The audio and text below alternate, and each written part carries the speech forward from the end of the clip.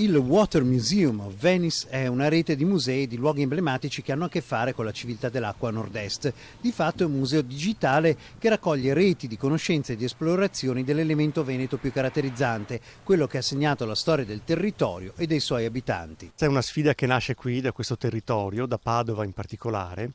dove è nato un museo digitale che raccoglie tutti i musei del territorio che parlano di acqua, di civiltà dell'acqua, di usi sostenibili dell'acqua che sono stati fatti in passato dai nostri predecessori e dai quali ancora oggi dobbiamo guardare come modelli per vivere meglio. Di fronte a un periodo di cambiamenti climatici, di fronte a un periodo in cui sappiamo che l'acqua è sempre più scarsa anche in questi territori,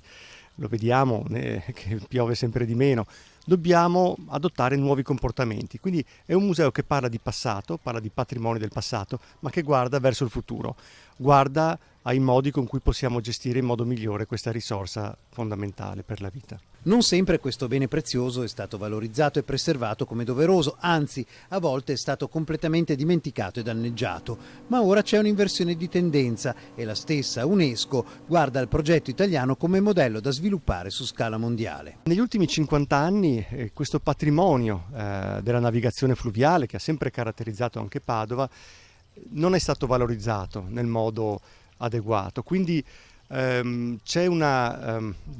come sensibilità c'è un'inversione di tendenza, ma dai fatti dobbiamo ancora passarci, dobbiamo ispirarci a questi modelli del passato per cominciare a fare delle cose concrete. Al momento il Water Museum raccoglie la rete patavina e la rete del Delta del Po, ma l'iniziativa è destinata ad espandersi in tutto il nord-est per raccontare il vero gioiello di questo territorio, il suo splendido millenario rapporto con l'acqua.